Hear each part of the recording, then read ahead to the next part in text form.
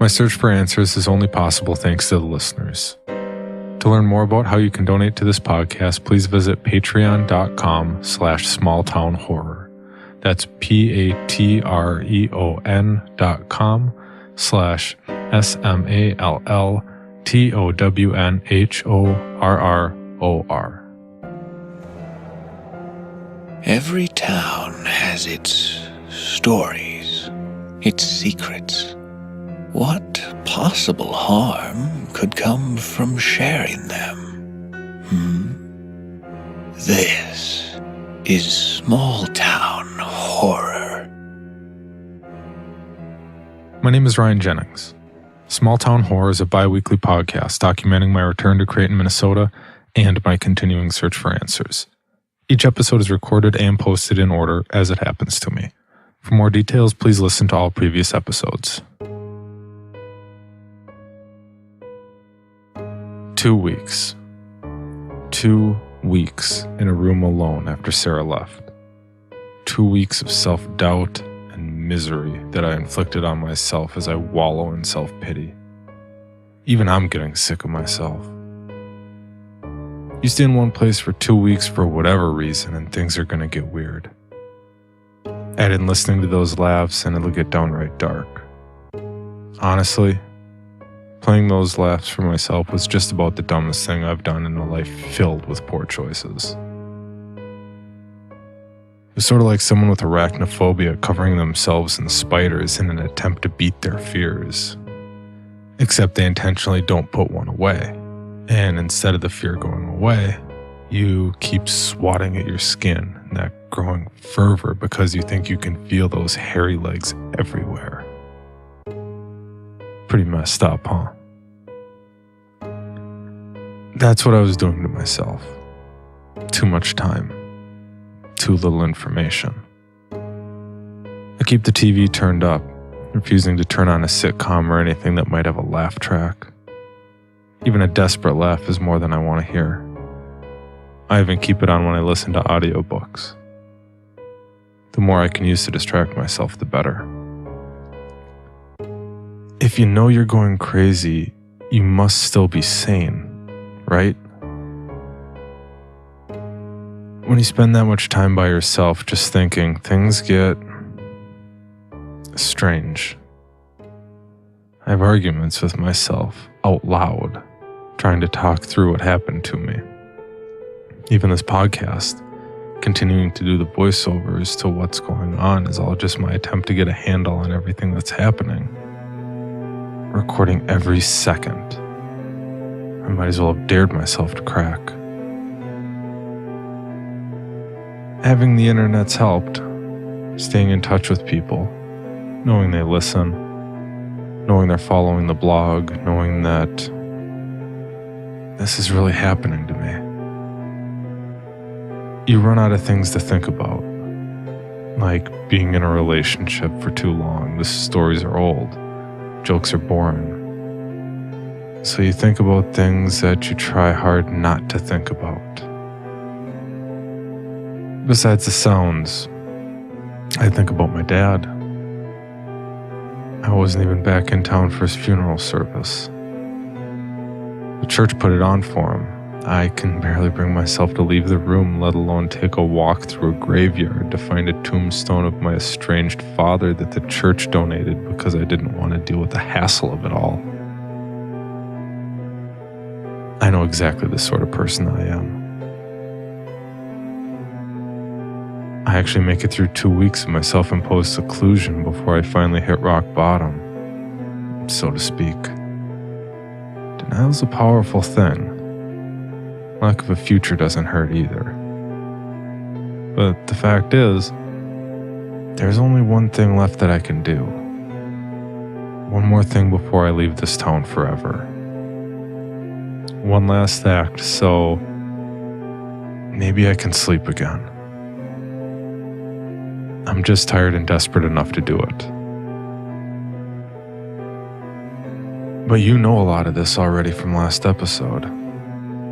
I know at the top of the episodes I've said that these are posted as they happen, but, well, after posting my little breakdown last episode, events started to unfold. It'll make more sense eventually, but only if you hear the whole story, and that's going to take time.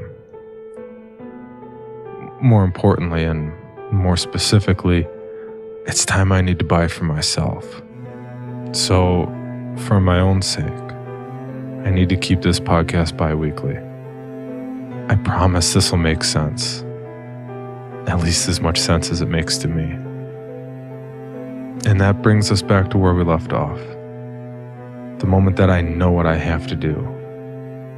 Something that sanity never would have allowed just a couple of months ago. Almost on cue, there's a knock at my door. I peek through the shades of the window next to the door and see Roger standing there, staring straight ahead. He's wearing his fire department uniform and looking nervous, shifting his weight from foot to foot. I have to think about it for a moment, considering my options before unlocking the deadbolt and letting the door crack open.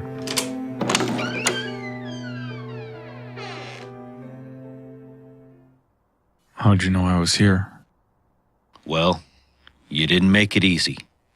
I had to get in touch with a friend of mine in Bemidji who saw you at the hospital visiting Mrs. Alderman. Then I went to the bar where you were talking with Sarah. I got Sarah's number from a cop friend of mine before I was finally able to get her to tell me that you were here. You did all that just to find me? No, stupid. I drive by this motel every day on my way to work. The rest, you posted on the podcast. Yeah, I forgot about that. You forgot about that? I haven't really been sleeping much. Yeah, about that. Can I come in? I let him in the door, and he looks around the room with the sort of look you'd expect to see from someone who just walked in on 2 weeks' worth of filth. I went back and listened to what you and Sarah were talking about why you're making this podcast, about why you're posting all this stuff, to make it feel real. That was just... Give me your gun. What? Man, you're having problems knowing what's real. You aren't sleeping. I'm your friend. 2 decades of time apart notwithstanding. I can't let you have a gun right now. I've seen this sort of thing before. I work with an organization called Mission 22. Every day, 22 veterans take their lives because of post-traumatic stress. I've been through the bad times. Really bad times. And I've worked with a lot of vets. I know the signs. You shouldn't have a gun right now. All right, you can have my gun, but not today. I need it. You know that saying you need it just for today is just about the worst thing you could say to me right now? What do you need it for? So I lay it all out there for him, my plan, all of it. And his eyes go wide for just a moment. You're sure about that? I don't have any other choice. Think she'll agree? Sure hope so. Then you won't be the one packing. Really? Believe me, I know the family. Fine.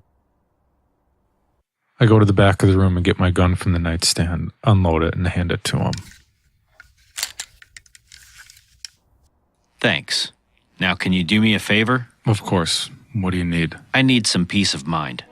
Roger listened to the episodes with the sounds and the laughter that the sound was composed of. He knows that I recorded something in my father's house and he wants to find it. Unfortunately, there's nothing to find. We spend 2 hours going through the house. Well, he spends 2 hours going through the house. I need to keep excusing myself outside for fresh air when I feel the anxiety creeping up. Closing my eyes and feeling the sun on my face helps me remind me that I'm still here. We pull the grates off of all the vents. Even use a shaving mirror and a flashlight to look up to see if we can find some sort of speaker or recording device that someone might have planted in there to project the sounds. But there's nothing. Damn it. I'd have bet anything there was something in the vents. It doesn't mean anything. Whatever was here that made that noise could have been removed at any time in the last month. Those vent covers were painted over, Raj. I'm the one who painted over them when I was 16. I remember the yelling. Hell, you had to pry them off, so unless someone planted something there to make the sounds, then removed them, and repainted the walls and aired out the house all in an attempt to scare me, there's nothing there. There never was. Then what is it? Ghosts? At this point? What if it was? There's no such thing as ghosts, man.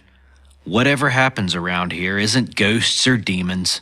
It's bad people doing bad things. Then why aren't they ever caught? What's the line? The only thing evil needs to win is for good people to do nothing?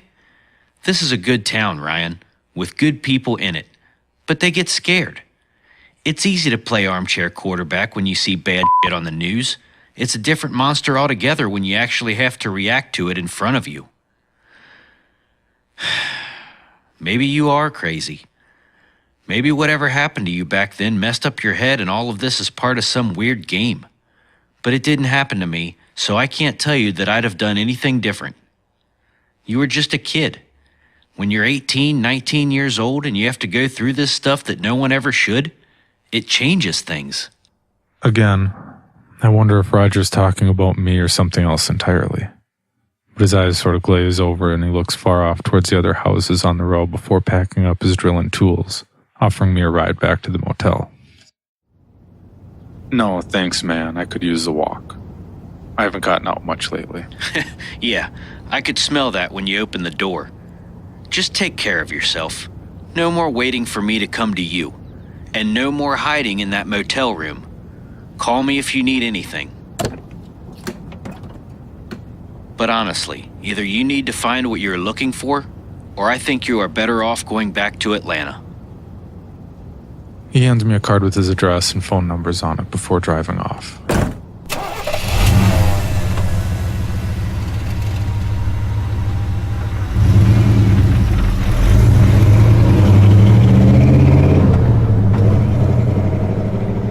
I walk slowly down the road, taking my time towards what would be considered downtown Creighton proper, all 3 square blocks of it. I consider going into Izzy's or the pit stop before thinking better of it and taking a seat at the counter in Dan's Cafe. Even at 2 p.m. on a Saturday, the small diner is packed. More than a few people stare at me as I walk in and sit down. I can't make out any whispers and don't feel any ill will towards me. Maybe pity, if anything. I also think about what Roger said and realize how badly I must smell. Instead of staying, I order a hamburger to go before getting a 6-pack from next door and walk back to the motel. It might not sound like much, but it's a pretty big step for me. I intentionally just went into a public dining establishment, no doubt igniting another round of gossip. Maybe even giving a fresh look to whoever it is that haunts me. As I near the motel again, I see Sarah's car parked in front of my room. She's just about to open the car door and get in when she sees me and stops. Hey. Oh, hey. You okay? Not really. You want to come in? Not really. We sit on the small cement divider that separates the walkway in front of the rooms from the gravel that serves as a parking lot. She takes a beer from the 6-pack without asking. Bad day? Yeah, it was pretty bad. A patient died today, and Mrs. Alderman's condition is deteriorating. It started getting worse after I saw her, didn't it? Brian, you didn't have anything to do with this. I know it sounds bad. She's been circling the drain for a long time. I mean, even before the fire, she'd already lost her husband and son. Honestly, sometimes I wonder why people hold on as long as they do. I'm sharing a beer with Nurse Ratchet. It makes jokes. Who knew? Yeah, well, some days I'm more cynical than others. I just came by to let you know about Mrs. Alderman. Better for me so you could get some context on the inevitable.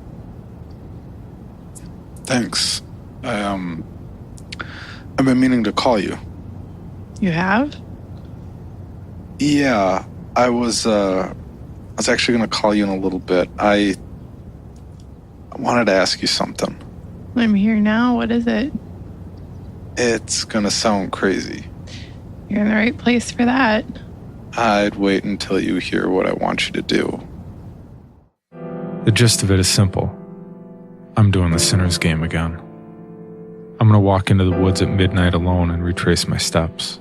No matter what happens, I'll get answers. Either I can leave and forget all this, or I can be validated. To make sure I get answers, Sarah does her part and shares some rumors about my doing the game again. People around town think I'm crazy enough. They all probably assume I'm still armed too.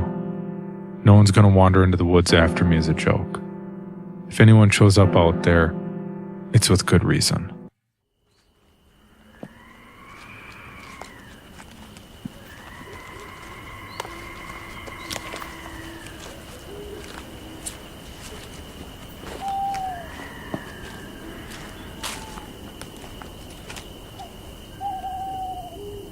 Please hide them.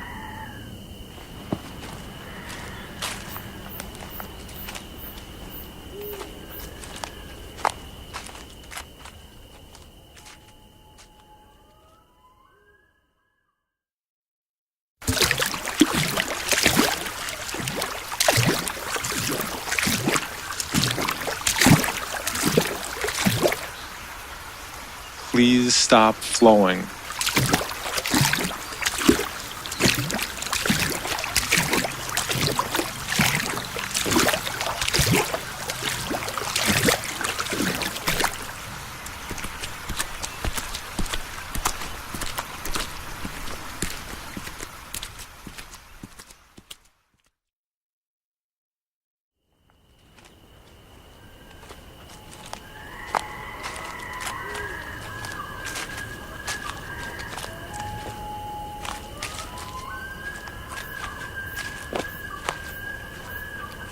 Please uncover.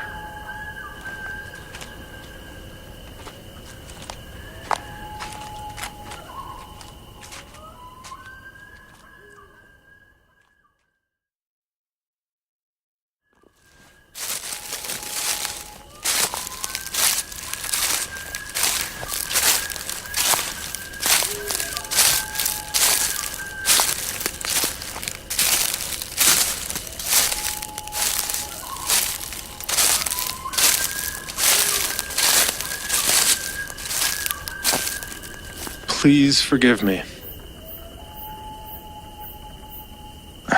Done.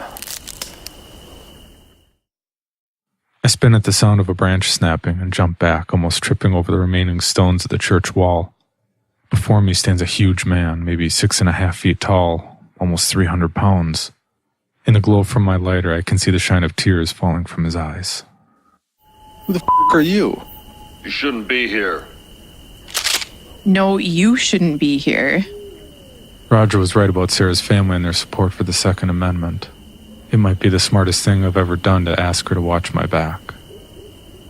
The man raises his hands, but I can just make out the look of anger on Sarah's face being replaced by confusion.